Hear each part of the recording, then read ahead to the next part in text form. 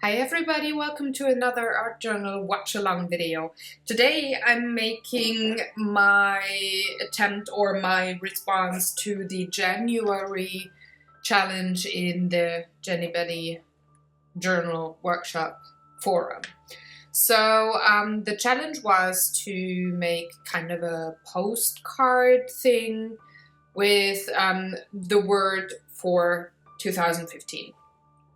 And since I'm working on a whole book here, I thought I'd go for the postcard size, but have a bit of a background. So I'm starting by watering my paper, and then I'm adding some light blue, turquoise watercolor, and just, have the lower half of the page covered and let everything bleed to wherever water is, to create, maybe it could be a lake or another water area, the ocean, whatnot. But I wanted it to have a very calm look. That's why I tried to have the blue blend nicely and not have spots and blotches of more pigmented areas all over the place. So you probably saw already at the beginning of the video that this is going to be a very clean, a very simple design.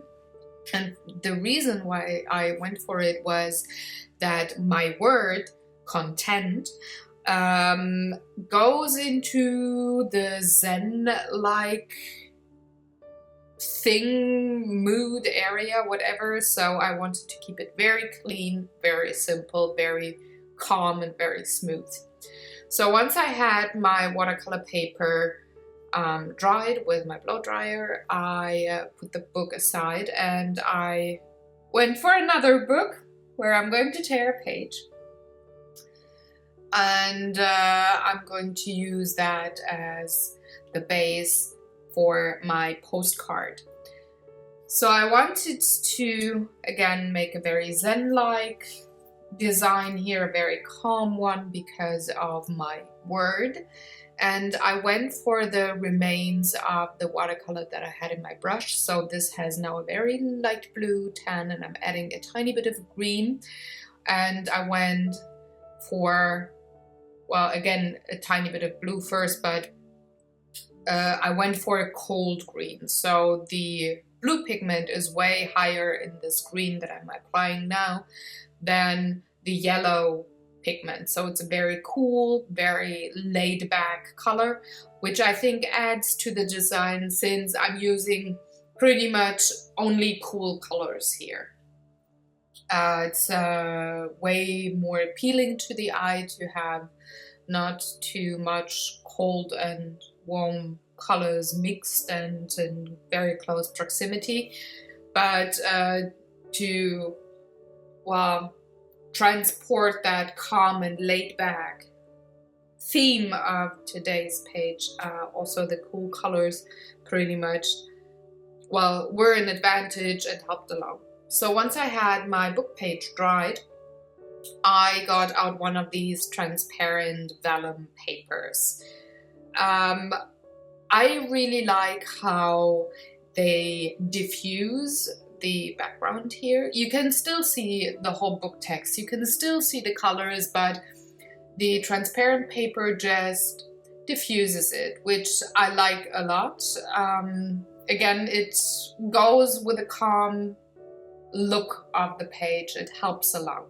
So I'm just trying to figure out how to position the vellum on top of my book page in the end, where I want to have my focal point and what parts of the book page I want to keep in the end and where do I want to cut it and all of that.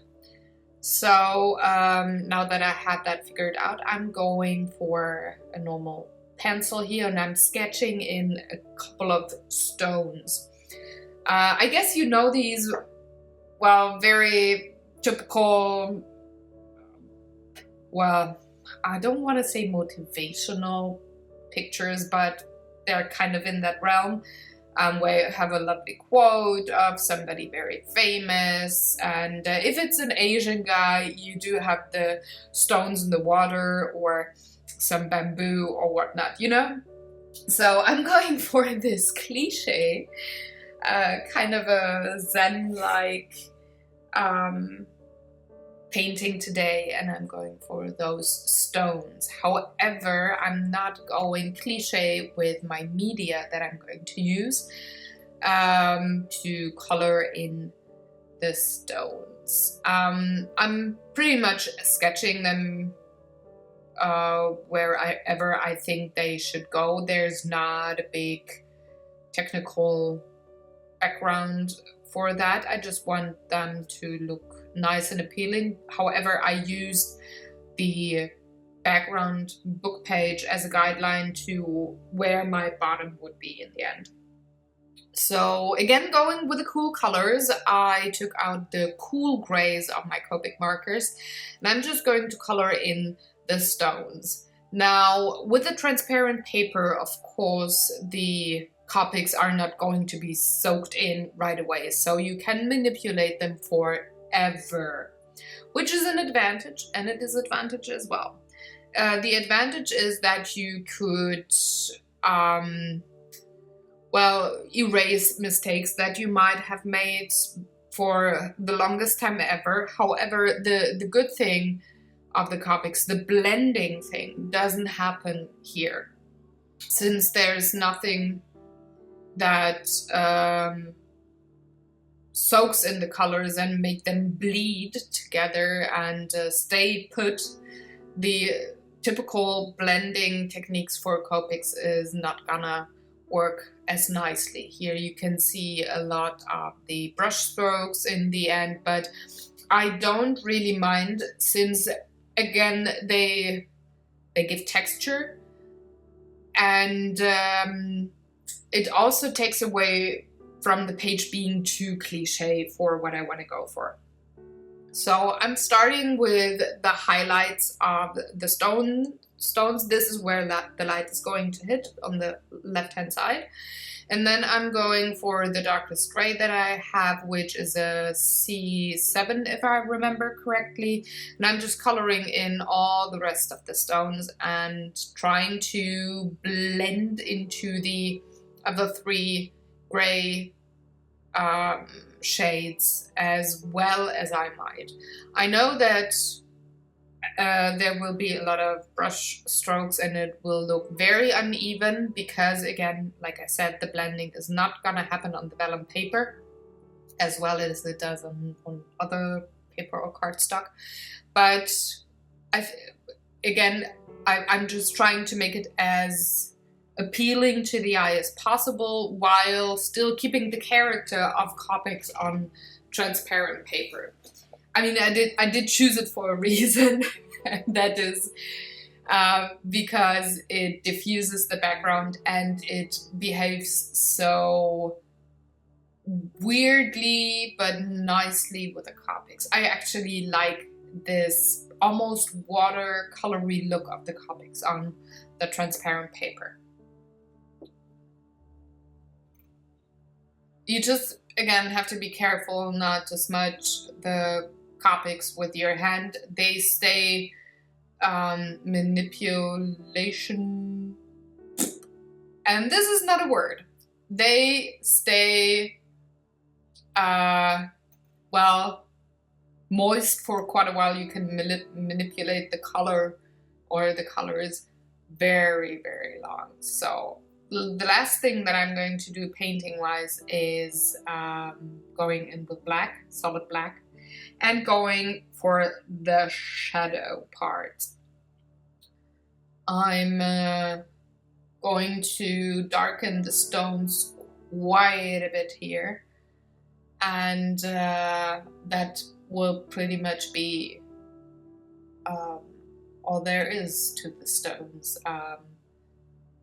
I actually like them a lot, and it's curious, it's weird, it was not planned, but it happened, and I liked it.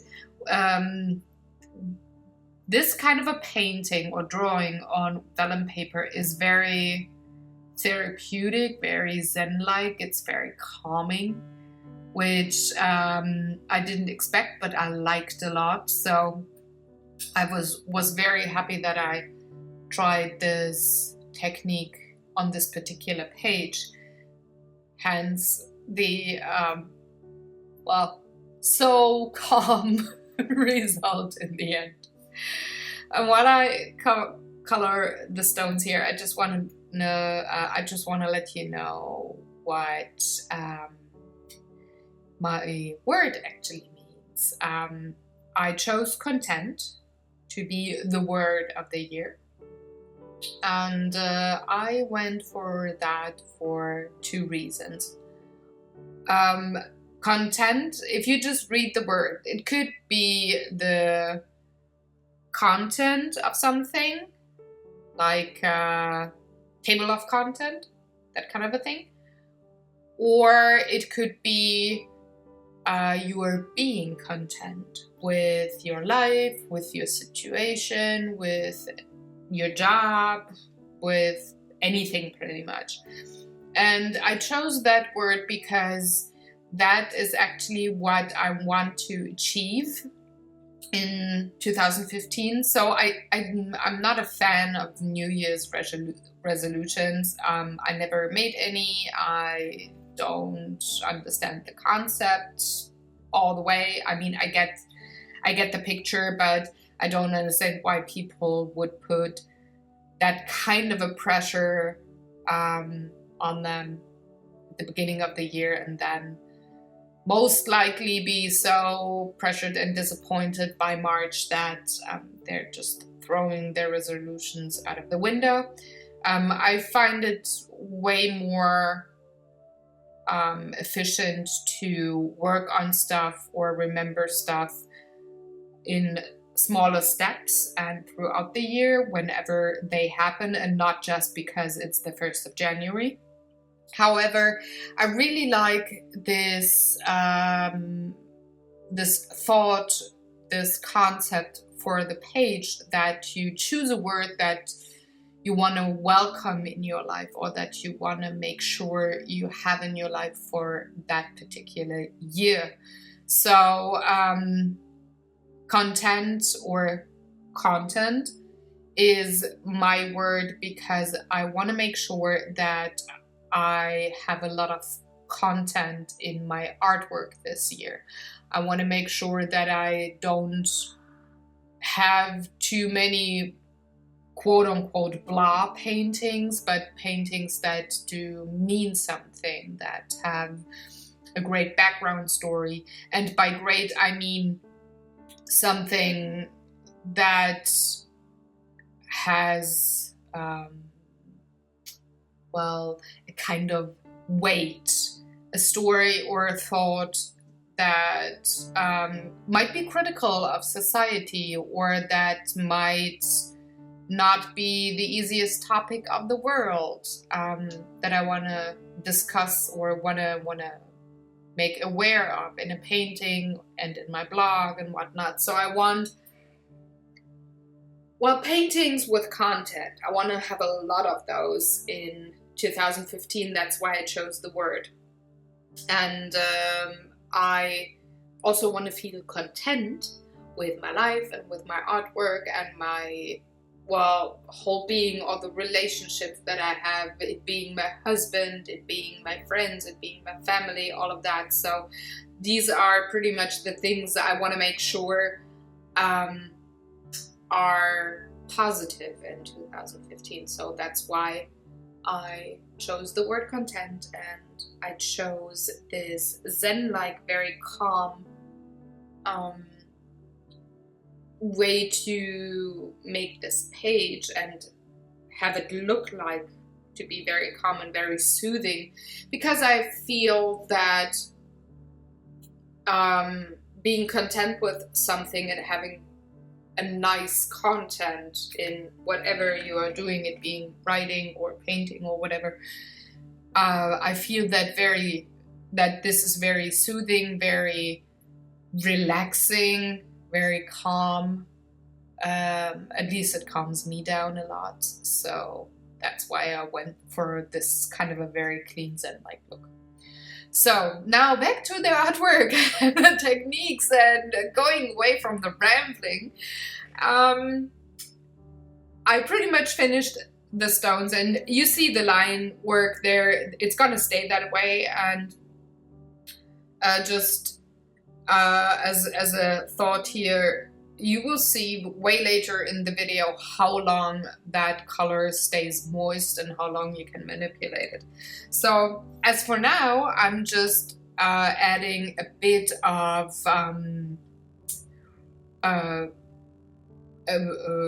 no, well, not a background, but something that the stones can be on. And I think it's just a very, very flat water surface here. I'm going for the lightest grays that I have, so C1 and C3.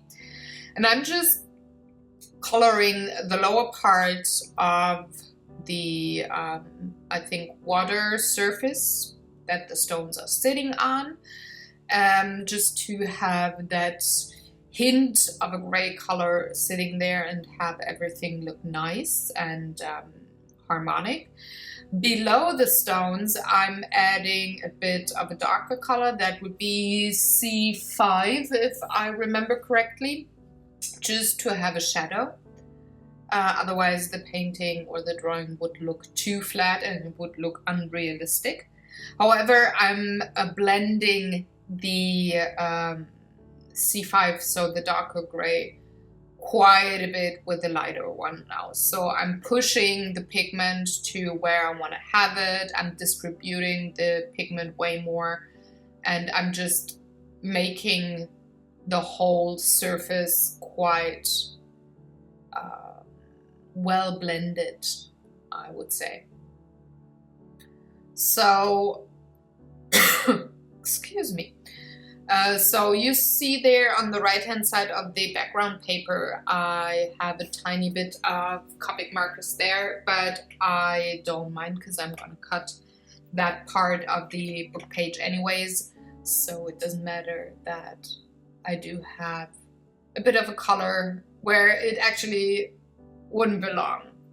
So now that I do have my main focal point ready, I still felt that, though with the color backgrounds and everything, the painting looked a bit too flat.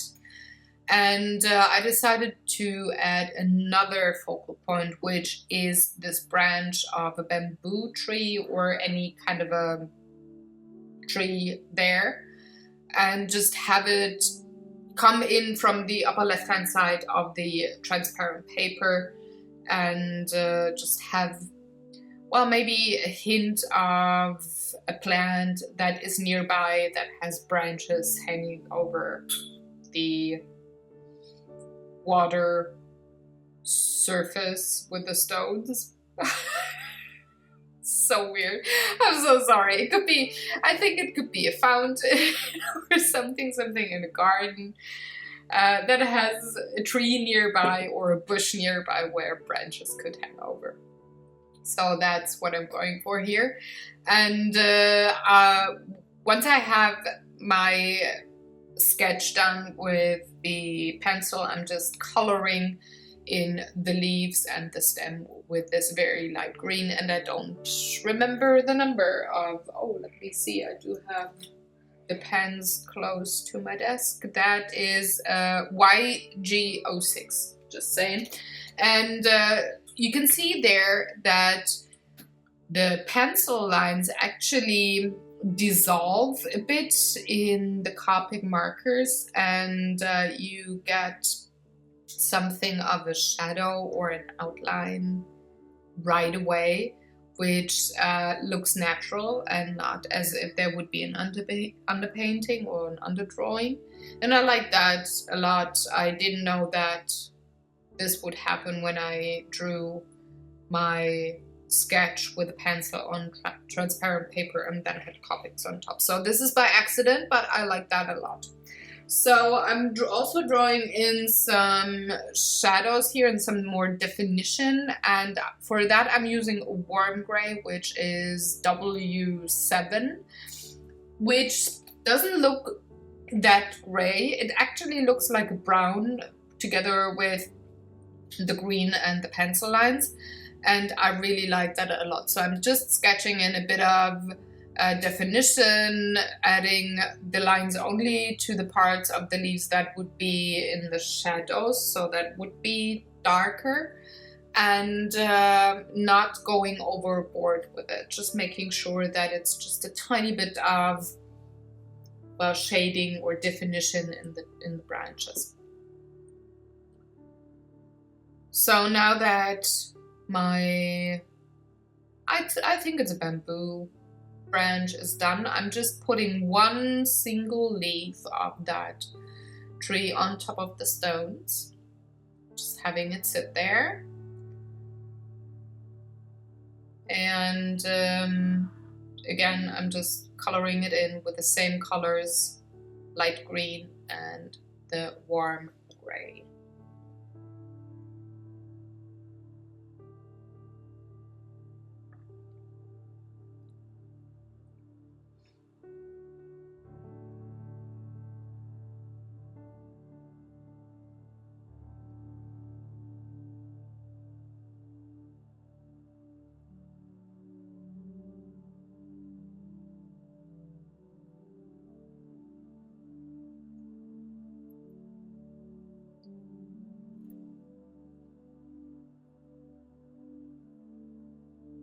So now that that's done, I'm just checking again how it looks on the book page background. And once I'm happy, I'm going forward with cutting the cardstock or cardboard underneath. So since I only have this book page, gluing everything and having stuff on top, it would wobble and would not look like a postcard. So I decided I'd put some cardstock or cardboard underneath. And this cardboard that you see in the background is just the back of a notepad that is used up. So I can pretty much use it as an enforcement or just strengthening for the book page. So I'm cutting it to the size I want first, because I want it to be covered by the transparent paper completely. I don't want anything to stick out on the left or right hand side. So I'm checking, measuring how wide I have to go with the book page, and then I'm just gluing it down with just some normal paper glue onto the cardstock or cardboard. And after that, I'm just cutting around it. And then I have an enforced book page that is way more like a postcard than it would be without the cardboard in the back.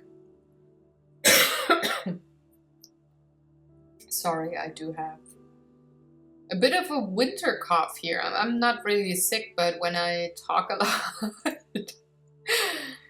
I'm just coughing a bit. I hope that I can keep it at bay, because I have to voice over a couple of videos. This is only the first one for today. So now that I do have my book page in place, I can just cut around it. And I actually like that wobbly part here on the upper part of the later to be postcard. I really like it, and I like how the watercolor worked on the edges there. So I would definitely want to keep it. The good thing with the paper glue that I used is that it doesn't stick or glue both parts together right away. So although it is off camera, you can, well, not see, but imagine that I peeled back the part here of the right hand side of the page, and then I just cut underneath a bit to make sure that the cardboard is not visible in the dents of the page, but there's still some enforcement in the back. So it's just the maybe upper 2 millimeters that does not have any cardboard in the back. But I really liked how those wavy, wobbly bits looked, and I really wanted to keep them and not just have a straight line. So now that I have my background cut, I can measure where I want to fold the transparent paper to have it be glued in the back of the postcard. So I'm just doing that for the lower part of the transparent paper. The upper part I'm going to adhere differently to the page. But I didn't want to put glue all the way and have the whole transparent paper be attached to the book page. I just wanted to have some adhesive on there and not like all the way. You would see it and it wouldn't look pretty, right? So now that I know where I want to go with it, I'm just bringing back in my book. The page is dry now, and I can, well, work on the postcard part. The page did bend quite a bit. It's not, this pad here is not watercolor paper, but mixed media paper, so it wobbled a bit with the watercolors, but the cardboard enforcement of the book page actually helps to flatten out the page again. So I'm just positioning my postcard here, trying to see where I want to have it. If it looks like anything like I imagined, and it does, so I don't have to change the position. And then I can glue down the transparent paper as well as the cardboard. And for that I'm using liquid glue, just because it's way stronger. And it holds the transparent paper to the cardboard and also the surface, like the mixed media paper. Transparent paper is a bit more difficult to glue than normal paper, just because the glue is not sucked in as much. Again, just like with the color, it's the same behavior. So I just want to make sure that I do have a very strong glue there that holds everything in place. And I'm just gluing down that flap here that goes on the back side of the cardboard. I'm just adhering that part first before I glue the cardboard down. It's way easier to have it in 2 steps than in 1 step, although the transparent paper wants to move away from the cardboard. The first couple of seconds it still stays in place enough so that I can put down the quote-unquote postcard in time and without being well, rushed or anything. So the glue actually helps. So I'm using my watercolors because they are quite heavy in this case here. I'm using them just to hold down the cardboard and have the glue do its magic, and me not having to stand there all the time and while pushing everything down. Because while I wait for this postcard to, well, dry, or better said, the glue dry, and have everything sit there on the page, I can get a few more supplies, for example, mini glue dots and whatnot, to adhere the upper part of the page. I'm also getting my punches and all of that, so it's not a time wasted. And I'm talking about that particular flower punch here that I just brought out. And I'm using some pattern paper for some lovely flowers that I'm going to add to the design. I'm just checking for which color and which pattern I want to use. I want to use a cool yellow.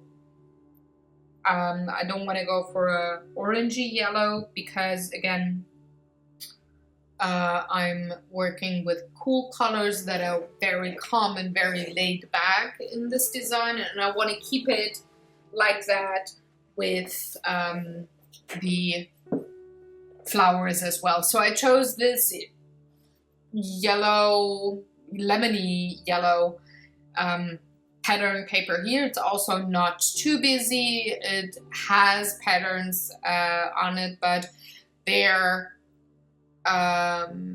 nicely blended into the background, so they're not too prominent and not too much in your face.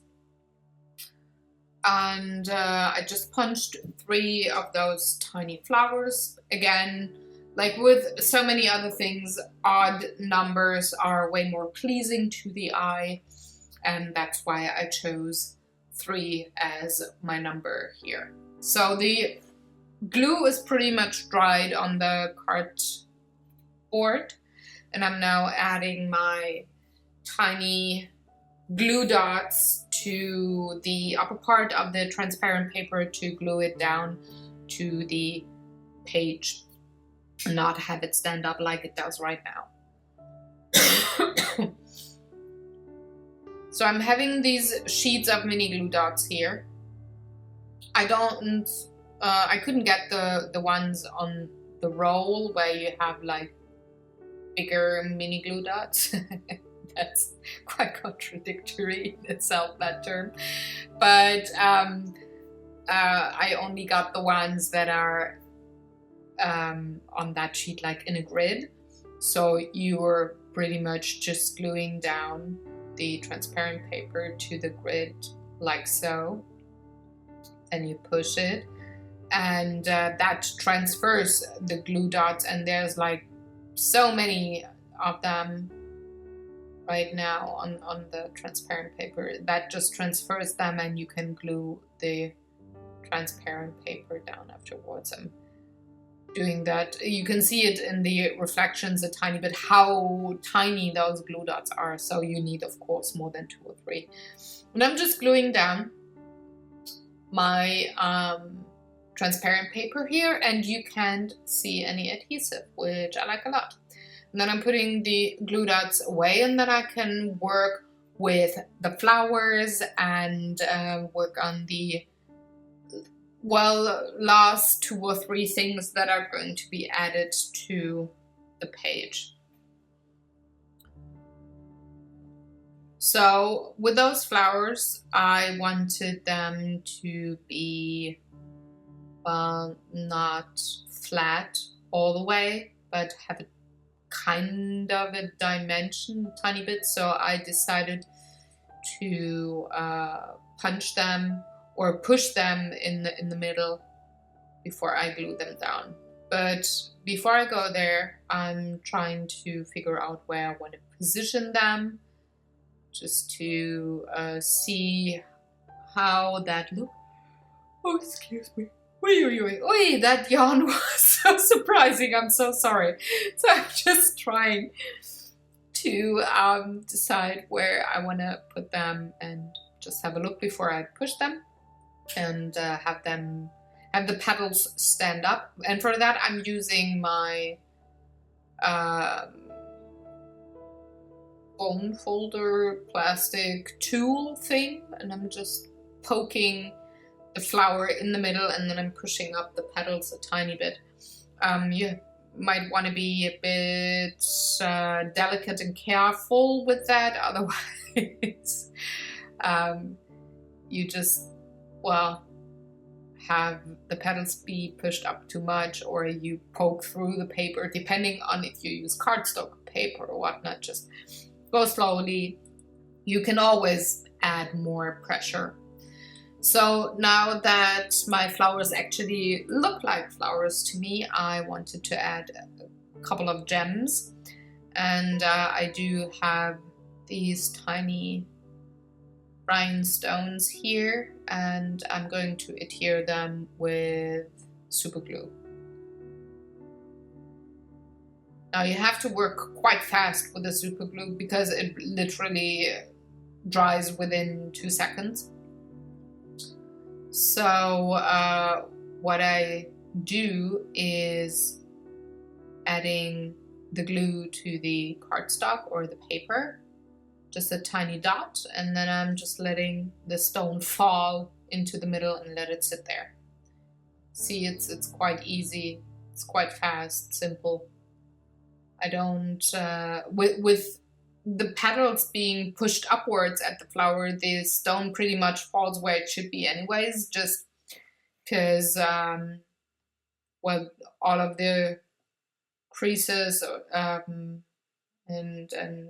folds in the paper that forms the petals, it actually helps to let the stone fall to the center of the flower. And that's very helpful, especially with big fingers and the tiny stones. So now that I have that done, I can start adhering the flowers to the page. And I thought the Copic markers were pretty much dry by now. No, they weren't. And since they are alcohol based and on transparent paper and everything is just flowing and not really, well, sitting anywhere, the flowers did actually not attach to the transparent paper with the super glue. The one that I'm gluing right now is on the lower left hand side of the design. It actually glued to the page right away just because I, by accident, got a spot where there was not a lot of marker there. But this one in the middle, you see that it didn't sit on the page at all.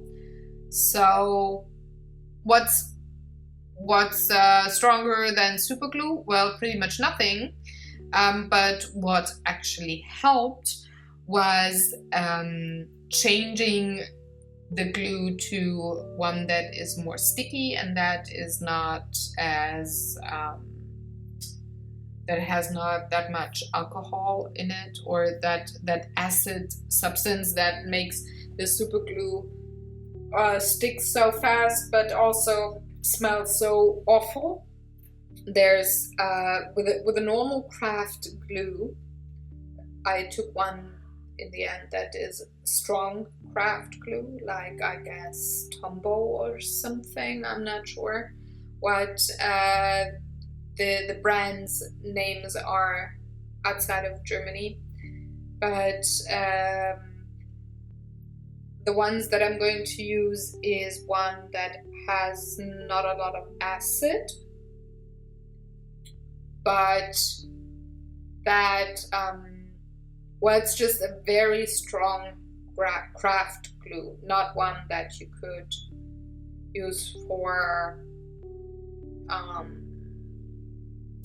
me think.